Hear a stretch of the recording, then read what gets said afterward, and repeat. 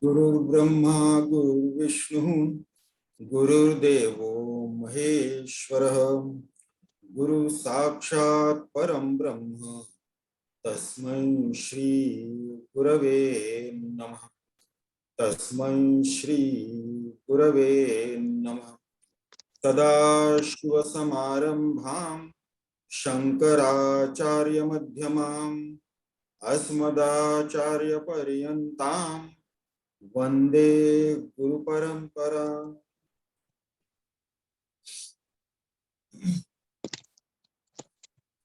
In our last session,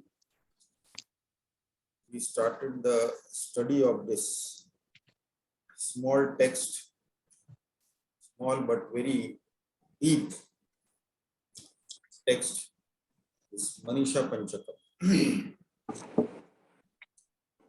In brief, we saw the background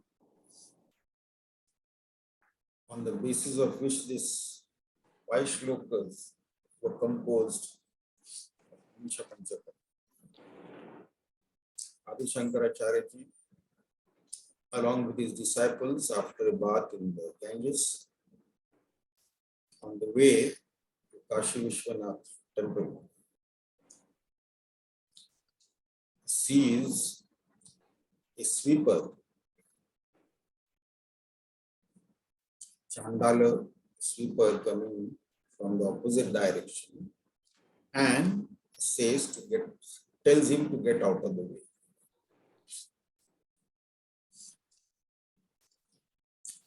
This incident also tells us, as a seeker, how alert we should be. If we are the seeker, sadhaka of Advaita Vedanta, then we need to be extremely alert in and through our thoughts, our speech, and our action. So this is the event that happened, and then when that Chandala or that sweeper spoke, then he was struck with wonder, amazement, kind of shock, what came out of the mouth of that so-called sweeper, who was none other than the Lord himself. Because somewhere in the remote corners, some lingering trace of Advaita was still there, though he was a great expounder of Advaita somewhere. So, in this kind of succumb to this prevailing traditions and things like that, because of those traces. And of course, God would not tolerate, would not accept even a minor slip like this in his messenger of that Advaita philosophy. So he knew somewhere it is there, though he is expounding on Advaita, and he is a great master, there is no doubt about that, but somewhere some lingering was there, and therefore he had to manifest, taking the form of a sweeper, to remind him where he is going wrong. So this is an important thing. And once he had this experience, when he encountered that, he heard what the sweeper said, what that Chandala said. Then he himself composed 5 shlokas.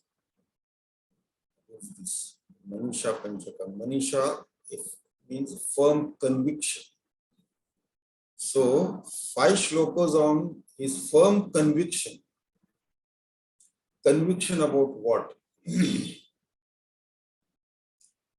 So this 5 is conviction that it doesn't matter from where the knowledge comes. If that is a perfect knowledge, which is the highest knowledge, and whichever source it has come, that source is my Guru. Now in the very first shloka, when the Lord speaks, he says, Annamayat Annamayam Athva Chaitanyameva Chaitanyat Vijavara Duri Kartum Vanchasi Kim Bruhi Gacha Gachiti. So he addresses Adi Shankar as Vijavara. Vija, as we have seen in our last session, that is the twice born, Vija. First birth is the physical birth or the biological birth, and the second birth is when the Yajnopavit Sanskar is done, where the child is initiated into the study of the scriptures and the right sanskaras are given. This is the second birth, Vija. And then Vijavara, the best among the Vijavara, gone through this sanskara, Vijavara. Or it is all, they are also known as Brahmanas. So we have seen in great detail about these four varnas. Varna, the color. Varna means color. Simply Varna means color. This coloration of gunas, coloration of the quality of karma, the type of karma that one does. Depending upon that, then certain categorization is done. It is a kind of division of labor. Categories of workers are there in any big industry, any big factory or company. There are categorization. Administrative staff is there, account staff is there, technical department is there, technical heads are there, managerial heads are there, executives are there, then technicians and the workers. So there are different categories of people working in a particular industry, particular company, particular factory, according to their skills, according to their knowledge, and those type of work they do. So this is a kind of division of labor. And of course, it is a twofold division according to the type of work one is doing, and as well as the quality one displays. Predominantly Sattvic, predominantly Rajasic, predominantly Tamasic. Then in between also a mixture of this and that, Sattvic, Rajasic, Rajasic, Sattvic, Sattvic, Rajasic, Tamasic, Tamasic, Rajasic, and all that. So these are simply categorization. And we have seen what the Smriti Grantha has to say. Janmana Jayate Shudraha. By birth, everybody is a Shudra. Sanskara or Karmana Jayate Vijaha. The one who gets the Sanskara. And then Veda Patat Bhavet Vipraha. Study of the scriptures gives knowledge and wisdom. Brahma Janati Brahmana. So this is what the Smriti Grantha says. In the Vedas, all the four Vedas, Purusha Sukta is there. Maybe slightly variations in the number of mantras in Purusha Sukta depending upon which Veda it is from. But more or less they tell the same thing. In the 13th mantra of this Purusha Sukta, it is said, Brahmano samukhamasi bahura janya kutaha idi uru tadashayad vaishyaha padmyam shudro ajayata. So from the same cosmic form has come, from the face of that cosmic form has come the Brahmana. Then from the arms, the Kshatriya, from the thighs, the Vaishyas, and from the feet, the Shudra. In the same Purusha Sukta, so it is from the same cosmic form. All the parts of the body belong to the same cosmic form. They cannot be separated. Even one part is taken away, it will severely hamper or disable the functioning of that form. So they belong to the same, they cannot be separated, they cannot be differentiated like that. They work in tandem as one entity, as one unit. In the same Purusha Sukta, in the 15th Sutra, it is said that Padmyam Bhumihi, Disha Shotra At. So from the feet has come Bhumi, earth. Bhumi is a representation. All the lokas have come from the feet of that cosmic form. Disha Shotra At, and the space from the ears of that cosmic form. So all the lokas, the Chaturdasha Bhavanas, the 14 lokas, earth up to Brahma Loka, and right from Patal Loka, from Prithvi below up to Patal Loka, and above up to Brahma Loka. All the 14 Bhavanas, all the 14 lokas, they have all come from the feet of that cosmic form. So therefore, if somebody says that I don't want that, and I don't want this, or I don't want to be close to that, we cannot. Because Bhumi, we are on this Bhumi, this earth, which has manifested from the feet of that cosmic form. So then, even Bhumi Shudra. So I want to stay away from the Shudras. Then we'll have to leave this planet, not only this planet, but all the lokas. You cannot go to. Even the Swargalok is part of that only, which has come from the feet of that cosmic form. So where will we go? So one has to understand this very clearly in Sanatana Dharma, because the Sanatana Dharma has been reviled because of this Varnas, but it is grossly misunderstood. It was never by birth. One has to understand this very clearly, because in Bhagavad Gita, which is the part of Prasthanatraya, Lord Krishna is very clear. Chaturvarna maya shrishtam guna karma vibhagashaha. Nowhere in the Vedas or the Smriti Grantha or the Prasthanatraya Grantha it is said that these Varnas are by birth. In fact, Vedas say by birth, in Smriti Grantha says by birth everybody is a Shudra. Then once that child starts growing and start displaying certain qualities and certain types of actions, karmas that is involved in, then it can be categorized as either he is a Vaishya, Kshatriya or Brahmana, depending upon the qualities and the work that he displays, action that he does, karma that he does. Otherwise, everybody is a Shudra. So this is not by birth, it is determined. By birth, Smriti Grantha says everybody is a Shudra. So therefore, this corruption in Sanatana Dharma came at some point in time due to vested interest and exploitation of certain categories of people. They made it by birth. Otherwise, it is not by birth. Of course, there are certain skills that a child may inherit from his father, or a skill which is prevalent in that lineage, that family. As a painter, as a sculptor, as a singer, comes from family of singers. So like that, certain skills are inherited, skills are there, no doubt. But that doesn't mean that a singer's son will become a singer only. He may take to some other profession also, some other work also, not necessary. But sometimes it is followed. It is there in the family, it is there in the genes, so to say. A cricketer's son not necessarily becomes a cricketer. Maybe, maybe not. Sometimes a cricketer's son does become a cricketer, but then he's not as successful as his father was. So like that it is. It is not necessary. So it is not by birth. So one has to understand this very clearly. Okay. Particular thing, we dwelt on that. Okay. So that has been very clear that Annamayat Annamayam Athva Chaitanyam Eva Chaitanya.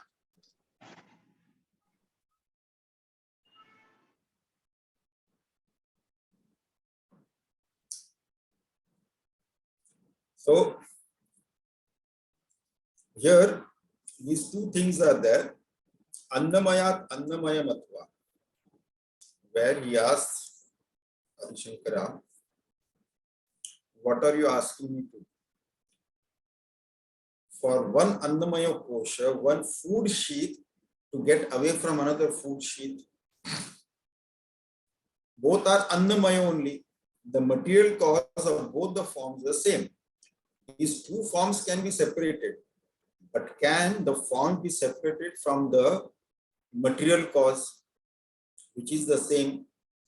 Panchama Bhuta, from which both the forms are made, can they be separated from that Panchama Bhuta? They cannot be. Both the forms cannot be separated from the very Panchama Bhuta from which it is made.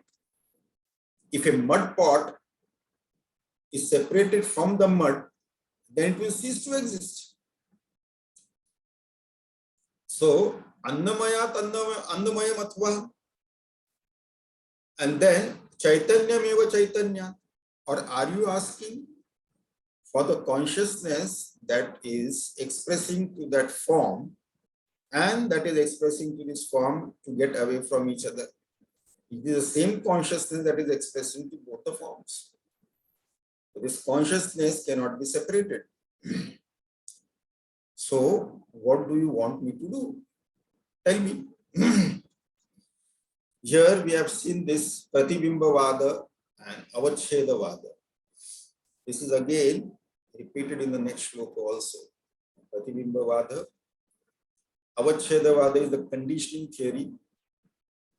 Conditioning of the body, mind, and intellect equipment through which the consciousness expresses. This is the conditioning theory. And of course, the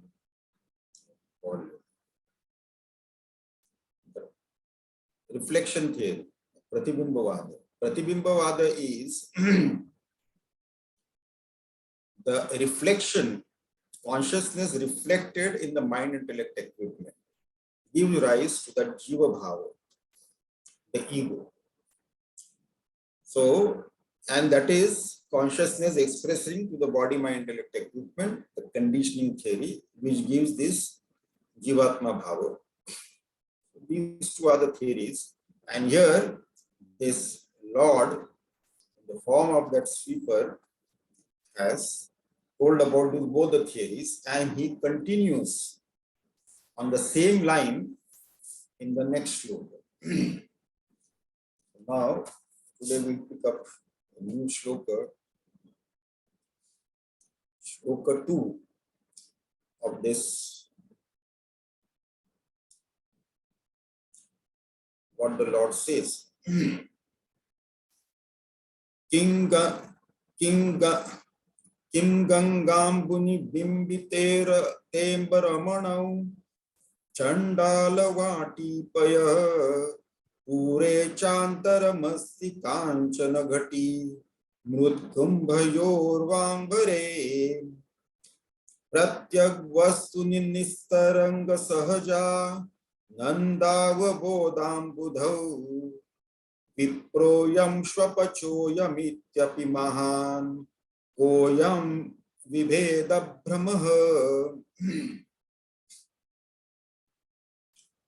So now, Kim Gangam Buni Bimbite Ambaramanau Chandalavati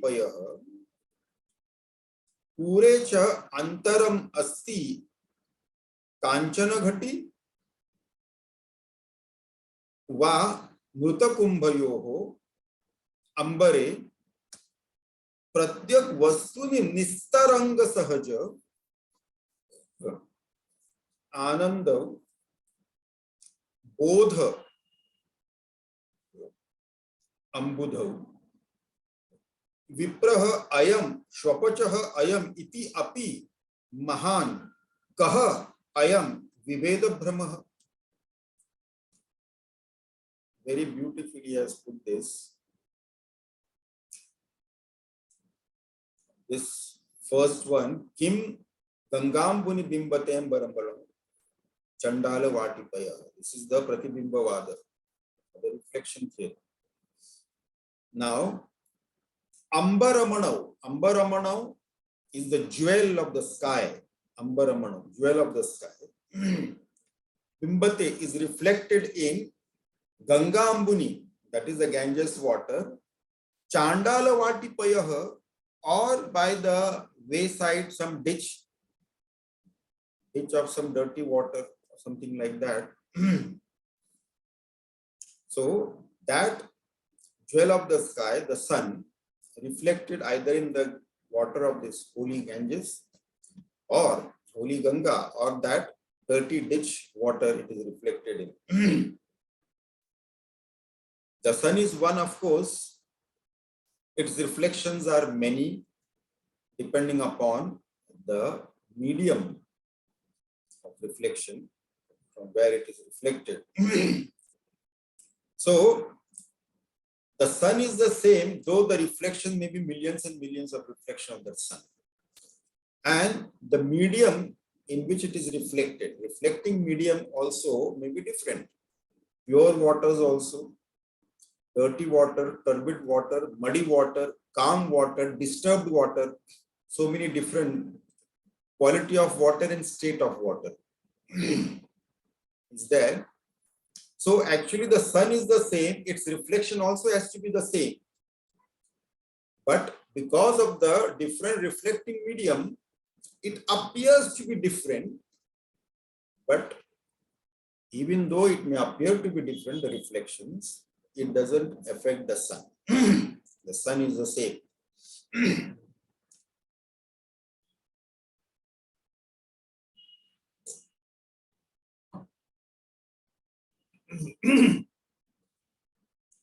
So one sun reflected is the same. It may appear different according to the reflecting medium. Similarly, our own reflection also, if you look at it, if there are 10 mirrors kept, in 10 mirrors our reflection will be the same. But if we enter in the house of mirrors, where different qualities of mirrors are kept, mostly in some fair we can see there is a house of mirror, convex and concave mirrors are kept there. We stand in front of that, our image, our reflection appears different. In some mirrors it will appear very tall and thin, or very short and round, distorted image, distorted reflection. But those reflections do not affect us. We may see our reflection in a funny way there and have a laugh. It doesn't affect us at all. So similarly, this consciousness also here, so the same consciousness is reflected in the mind intellect equipment of so many beings. So depending upon the quality of the mind and the intellect, the reflection will be according to that. But the reflecting medium, whether it is sattvic, the mind intellect is sattvic, or sattvic rajasic, or rajasic sattvic, or rajasic tamasic, or tamasic rajasic sattvic. So depending upon the quality of the mind intellect equipment, then the same consciousness which is reflecting there, and through reflection the expressions of that will be different. But the consciousness is the same. It doesn't change. Whether it is a different varnas or whatever it may be, the consciousness is the same. There is absolutely no difference at all. So the quality of mana buddhi changes. Rajasic, sattvic and tamasic. We have seen in our last session also. Predominantly sattvic with less of rajasic and even lesser of that tamasic. But all the three gunas will be there in all beings. Whoever it may be, whatever so-called varna they may be, all the three qualities are required. Suppose somebody says that I am completely sattvic. If a person says that he is 100% sattvic with no rajas and tamas, then that person cannot act in this world. To do karma, rajas is required. So even simple thing of eating also cannot happen if that rajas is not there. And somebody says that I have absolutely no tamas at all, then poor fellow, he won't be able to sleep. Tamo guna is required to sleep. And if the body is there, it needs rest. Without that tamas, we cannot sleep. So somebody says he's 100% sattvic with no trace of any rajas or tamas, he will be suffering a lot because he cannot do any karma and he cannot even sleep. Unless, of course, he has gone into samadhi.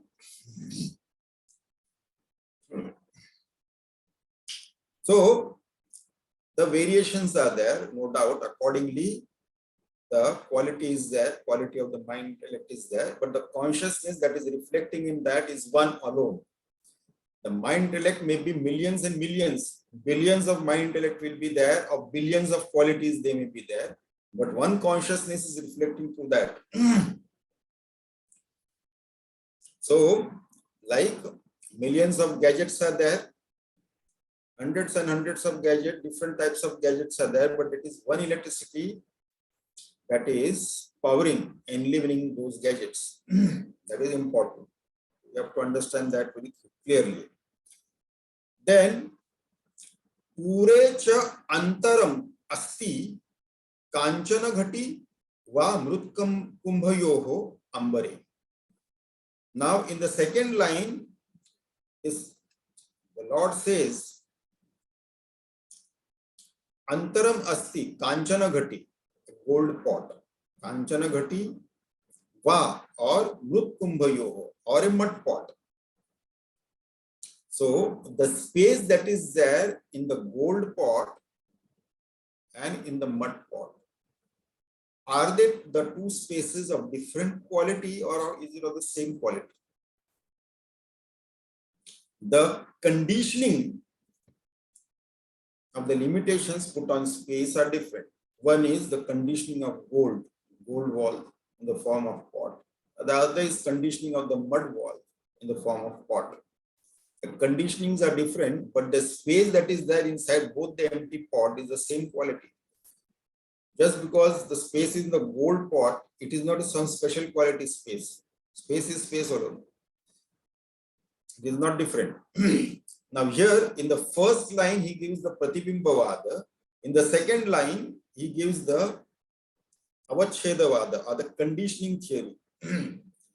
So there is absolutely no difference in the quality of space that is there in an empty gold pot or an empty mud pot. So it is absolutely the same quality. Actually, if you look at it, the pot may be of different sizes and shapes and everything, and different purpose it may serve. The material of the pot also may be different. The size, shape, material, and the purpose it serves, they will all be different. But the space that is there in those pots, that is of the same quality. In a manner of saying, we do say that the space being conditioned by the pot walls. But actually, space can never be conditioned by anything that is in space. Because space is inside, outside, everywhere.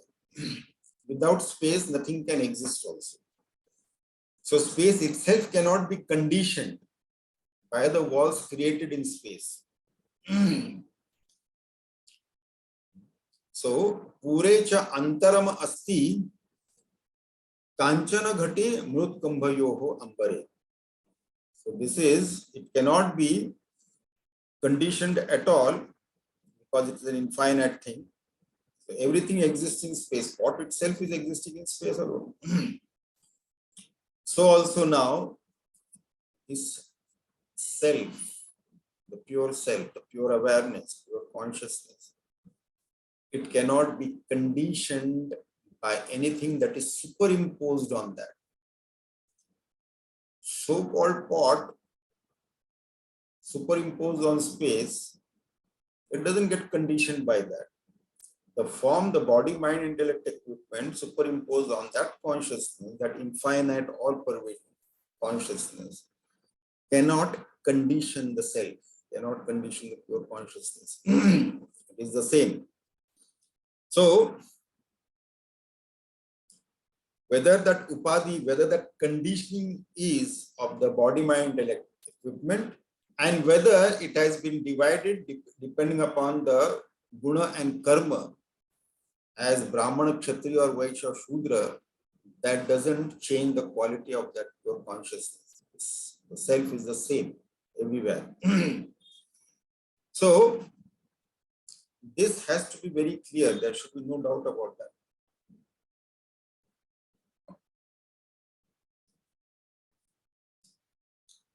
So pure cha antaram asti kanchana ghati mut kumbhayoho ambare pratyag vastuni nistarang sahaj anandav bodha ambudav. So ananda bodha ambudav.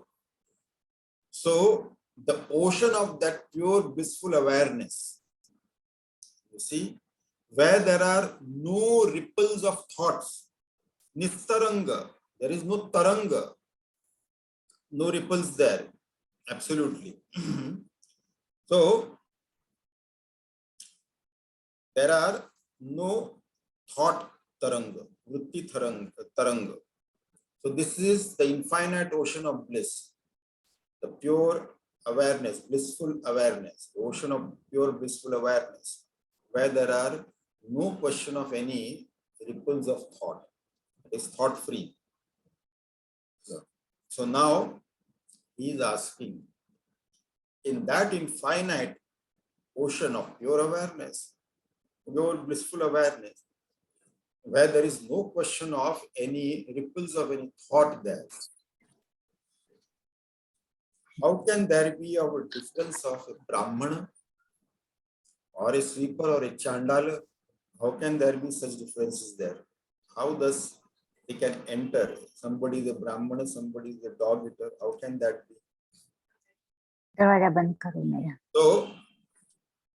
So here he says that Vipraha ayam, Shwapacho ayam, Vipraha Brahmana, whether he is a Brahmana or Shwapachaha, or whether he is a dog eater. Chandalas, also called as dog eaters, they are not even the part of Varna also. Shwapachaha ayam iti mahan. So kaha ayam vibheda brahmaha. So in that blissful ocean of infinite consciousness, awareness, where there are no thought waves in that, no thought ripples in that, how can this delusion of differentiation, discrimination can arise in that? Viveda Brahmaha. So actually, if there is a Viveda in that consciousness, then it has to be only Brahma. It has to be a delusion. It cannot be a fact. It has to be a delusion of Brahma. Viveda Brahma. So this difference is only because of Brahma, because of delusion, because of illusion, because of ignorance. This division, these differences come there. And in the light of Upanishad also, there is no room for any Veda at all. Absolutely. So now this Lord is making this statement. So he has clearly told, when he was told to get out of the way, he is making this statement. How can there be in that pure consciousness even this delusion of Veda, Viveda? Now, Adi Shankaracharya ji heard this. Having heard this, of course, what the Lord had to say in the form of that divine sweeper or Chandala. So, Adi Shankaracharya ji momentarily he went into a shock, in wonder, in amazement. And then Adi Shankaracharya ji, when he comes back to his own self, pure self he is identified with, he spontaneously comes up with his own 5 shlokas, the 5-fold Manisha Panchakam. Firm conviction, my firm conviction, 5 verses on that. And these 5 verses are based on the 4 Vedas, the Mahavakyas. So actually Manisha Panchakam is the essence of the 4 Vedas. This is a very important text, though it has got only 7 shlokas, so to say, first 2 shlokas by the Lord and the remaining 5 shlokas by Adi Shankara. There are only 7 shlokas, but this is the gist, this is the essence, because Mahavakyas are the essence of the Vedas, the 4 Mahavakyas. So his 5 shlokas, they are based on these 4 Mahavakyas. Prajnanam Brahma, Tattvamasi, Ayam Atma Brahma, Aham Brahmasmi. So they are the 4 Mahavakyas. So this is what it is based on. So we'll take up the first shloka by Adi Shankaracharya. Now this first shloka, this is based on Prajnanam Brahma. What is that? First shloka. Jagrat Swapna Sushuktishu Sputatara Ya Samvidu Jumbrate Ya Brahmadi Pipili Kanta Tanushu Prota Jagat Sakshini Saivaham Nacha Drushya Vasviti Dhruta Prajnapi Yasyasti Chet Chandalostu Satu Dvijostu Guru Iti Esha Manisha Mama. Jagrat Swapna Shishuktishu Sfutatara Ya Samvid Ujjumrate Ya Brahma Adi Pipilikanta Tanushu Prota Jagat Sakshini Sa Eva Aham Nacha Drushya Vastu Iti Dhruda Prajnapi Yasya Asti Chet Chandalah Astu Satu Dvija Astu Guruhu Iti Esha Manisha. So this is based on the Mahavakya Prajnanam Brahma. Prajnanam Brahma is from the Rig Veda, the most ancient of the 4 Vedas, Rig Veda, and it comes in the Aitreya Upanishad of this Rig Veda, Prajnanam Brahma. Esha Manisha Mama. This is my firm conviction. Now Adi Shankaracharya is speaking. Having heard the Lord, now he is saying, this is my firm conviction. So, what is this firm conviction? Prajnanam. Prajnanam. Jagrat Swapna Shishukti Shu Sfutatara Ya Samvid Ujjumrate Ya Brahma Adi Pipilikanta Tanushu Prota Jagat Sakshi. So that Prajnanam, that consciousness, that pure awareness, this is for our convenience, we are giving that name. Pure awareness, pure consciousness, or absolute truth, or Paramatma, all these names are given because that infinite entity has no name. So that is the enlivening principle. That also we can use another name, enlivening principle, for that absolute truth. Enlivening principle also, as well as illumining principle, one can say. So that bodha, that enlivening principle, which enlivens all beings, which illumines all things. So Ya Brahma Adi Pipilek Kanta Tanushu. So that which enlivens from Brahmaji up to Pipilekanta, Pipili means and all the microscopic beings also, the bacteria and virus, the bacteria and viruses. So it enlivens all beings, unicellular organisms also, it enlivens. Ya Brahma Pipilikanta Tanushu, and it enlivens all, illumines all the things, enlivens all the beings and illumines all the things. Not only that, it also illumines the 3 experiences of waking, dream, and the deep sleep state. Jagrat, Swapna, Shushuktishu, Sputatara. So it illumines the experiences of the three planes of consciousness, the three states of consciousness, the waking, the dream, and the deep sleep state. Samvit Jumrate. And also is the Jagat Sakshini. It is also the witness of this cosmos, this entire creation, the Srishti, the creation. So it illumines all the beings, all the things, from Brahmaji up to all beings, up to the unicellular creatures, illumines, and all the experiences of the three states of consciousness also. And is also the Sakshi of this Srishti, the witness of this Srishti creation. Now, Sa eva aham nacha drushya vastu iti dhrud prajnyapi yasya asti chet. Now the one who has realized that I am that which enlivens all beings, illumines all things, from Brahmaji up to the unicellular creature, all the things in the entire cosmos, in the entire universe, in the entire creation, that which illumines this, Sa eva aham, I am that. Nacha drushya astu iti. I am not what is seen. You see?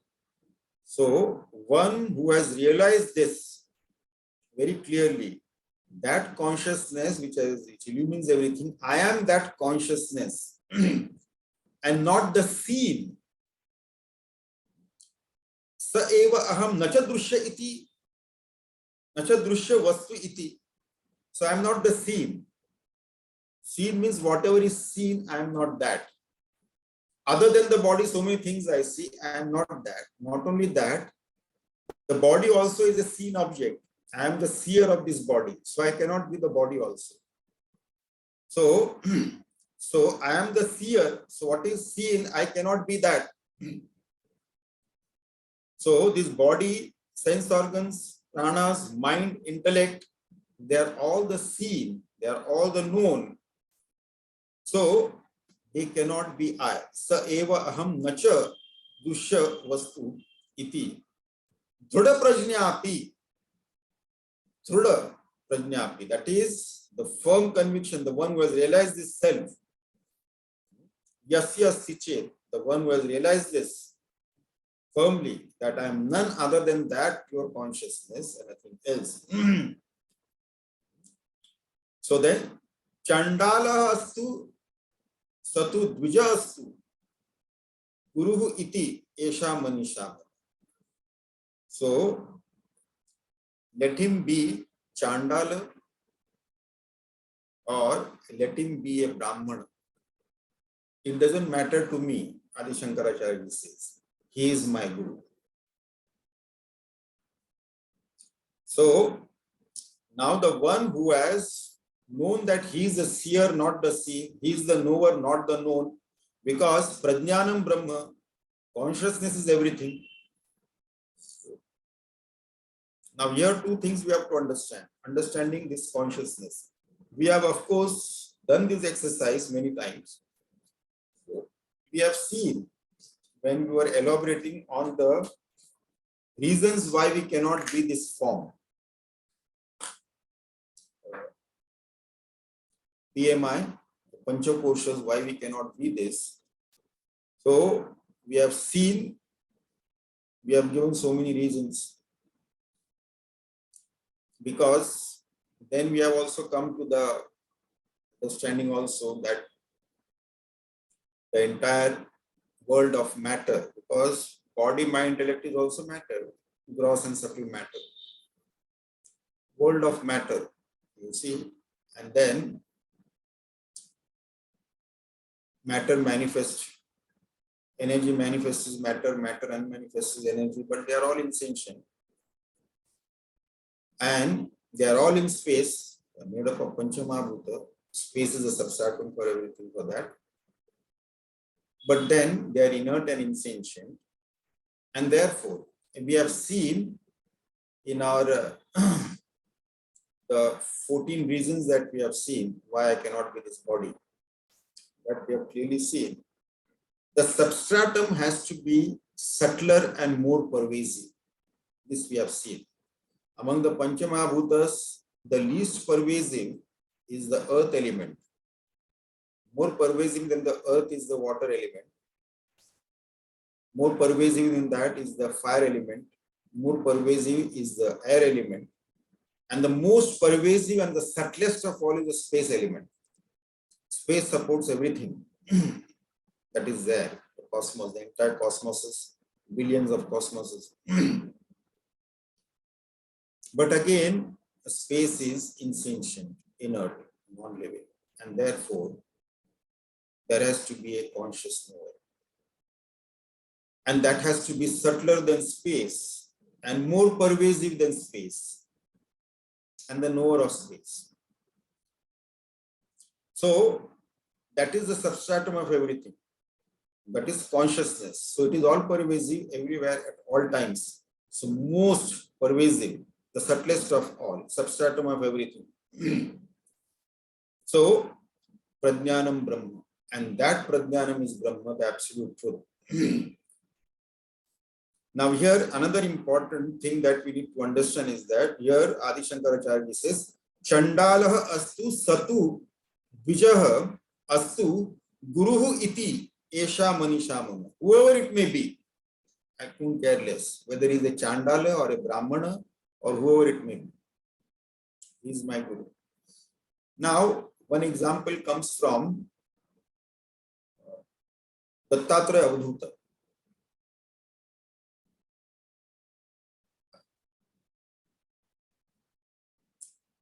Dattatreya Avadhuta is known to have so many gurus, and 24 of those he has elaborated in Avadhuta Gita also, in different places, in Bhagavad also it has come. So, if you look at it, when he describes the 24 gurus from whom what he has learned, what we come to the conclusion is that any source, anything or being that teaches us something, then that thing or being, that source is the guru of that particular knowledge. The knowledge that we have got from whatever source, then that becomes the guru for that particular knowledge. So he had not one, two, he had 24 gurus. The 5 elements also, in that animals are there, humans are there, so many things are there in that. So whatever thing or being taught him something, he called the teacher of that particular teaching as his guru. So he learned from fire, he learned from space, he learned from snake, he learned from the one who was making an arrow, he learned from pigeons, he learned from python, he learned from a Kumari, he learned something from a prostitute also. So for that particular knowledge, that prostitute was his guru. So if you look at it, actually, guru is not a form or something. Guru Tattva. Guru Tattva is a teaching principle. So anything or being that teaches us, then that for that particular teaching, that thing or being is our teacher, is our guru. So one has to understand that.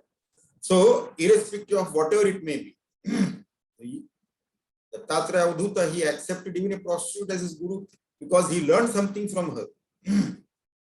So for that particular teaching, she is his guru. So now Adi Shankaracharya has accepted that the highest teaching from wherever it comes from, whoever it may be, whatever the source may be, that source is my guru. Whether he is a Chandala or a Brahmana, I couldn't care less. So here, this is an important factor. Actually, after this experience, Adi Shankaracharya ji didn't make any discrimination at all. He only, because in Vedic tradition, this particular knowledge is imparted to the Adhikari, the one who is qualified for this teaching. That is an important factor. But of course, during those days, because of certain corruption in the society by the vested interests for exploitation purposes, they made it by saying that only certain categories of people who are born in certain varnas, so-called, only they can be initiated into the study of the scriptures. So that was it. But no, it is as per the Vedic tradition, it is only the adhikari, irrespective of the varnas. Adhikari is the important thing, whether he is the adhikari or not. That is the important factor. So after this particular experience, Adi Shankaracharya was very clear. Then he started accepting anybody who can come and take the teachings, provided he is an adhikari for this knowledge. Adhikari in the sense that not according to the varna or anything like that, whether he has got this, he is sadhan chatushtaya sampanna, whether he has got viveka and vairagya, that is the adhikari. Sadhan chatushtaya sampanna, vivek, vairagya, shamadhi shat sampatya, and mumukshutva. If anybody has got this, irrespective of what varna he belongs to, would care less, he would accept him as his disciple. So this is an important turning point in the life of Adi Shankaracharya. So the first shloka was on that. Then we move on to the next one. Now in the next shloka, this is again based on the Mahavakya, Aham Brahmasmi. Now usually when the teachings are given, Sadhguru gives the first teaching is Prajnanam Brahma, kind of a definition of the absolute truth. Prajnanam Brahma. And then this is the teaching given to the disciple. And then the instruction is given to the disciple, Tattvamasi, you are that. Prajnanam Brahma, you are that. Prajnanam, Tattvamasi. Then the disciple has to contemplate on that, the deep state of meditation. He realizes that the third Mahavakya, Ayam Atma Brahma, this Atma is Brahma. And then, having realized that, then he declares Aham Brahmasmi. So generally, this is the way, Prajnanam Brahma, Tattvamasi, Ayam Atma Brahma, Aham Brahmasmi. Now here, of course, Adi Shankaracharya has not taken according to that sequence. Here first he talks of Prajnanam Brahma, and then in the next shloka, he expounds on this Aham Brahmasmi. So this particular Mahavakya comes from this Yajurveda, Brihadaranyaka Upanishad of Yajurveda, Aham Brahmasmi. This second shloka, Brahmaivahamidam jagatcha sakalam chinmatra vistaritam sarvam cetad vidyaya trigunaya shesham maya kalpitam itham yasya drudamati sukhatare nitye pare nirmale chandalo susatudbijostu guriti esha manisha mama Brahma eva aham idam jagat cha sakalam chinmatra is chitmatra vistaritam sarvacha etat avidyaya trigunaya ashesham maya kalpitam itham yasya drudamatihi sukhatare nitye pare nirmale chandalah astu satu vijah astu guru iti esha manisha. So now this is Aham Brahmasmi based on Aham Brahmasmi. So one who has realized himself to be Brahman, or the pure consciousness, has this firm conviction, the direct subjective experience of the self. What is that? He has the firm conviction of Sukhatare Nitye Pare Nirmale. So this is what his firm conviction is. He has now realized it. Now it is no matter of conviction, it is direct subjective awareness. Sukhatare. Itam yasya drudamatihi. The one who has got this firm knowledge, the direct subjective awareness, sukhatere nitya pare nirmale.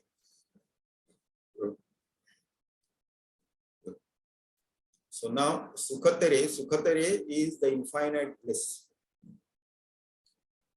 Now the one who has realized he is in that infinite bliss, where there is no limitation. Our notion of happiness is that it has to, because of the Bahirmukha Mana, that mind which has become extrovert, it has to come from the external world, the happiness, in the 5 forms. Shabda, Sparsha, Rupa, Rasa, Gandha. Something delicious to taste, something fragrant to smell, something good to hear, something pleasurable touch, or something that is beautiful to see. So these are the 5 areas where we seek happiness. And they are all limited. Those objects have to be available to us. They have got their own limitations. If some beautiful scenery is there, sight is there, how long we can keep looking at that?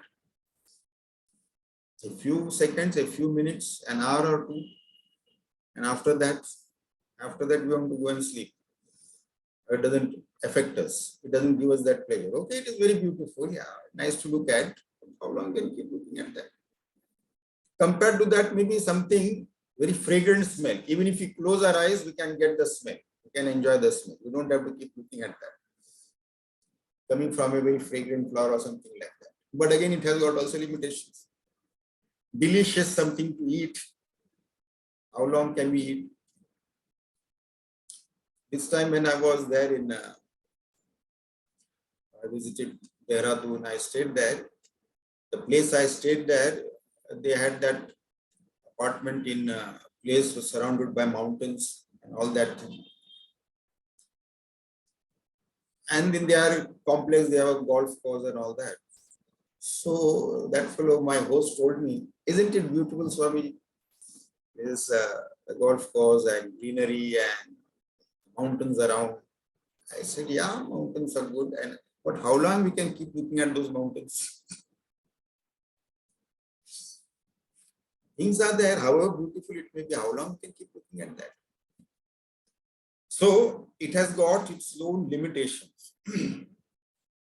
Sukhatare is the infinite bliss. More about it we will continue in our next session. So we'll conclude it here. Now, if anybody has got any questions on this, then ask. Any question from anybody? Swamiji, can I be heard? Yes, yes. If there is no question from others, I'll ask questions from you. Okay, go ahead.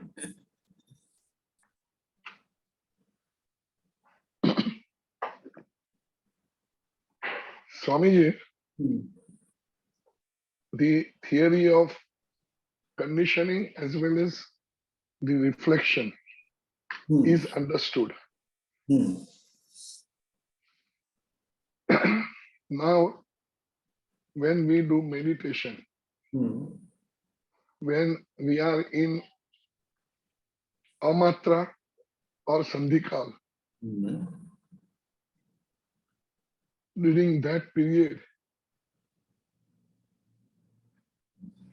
the BMI equipment become out of focus, and we are fully are we fully concentrated on your consciousness or say awareness? This is my question.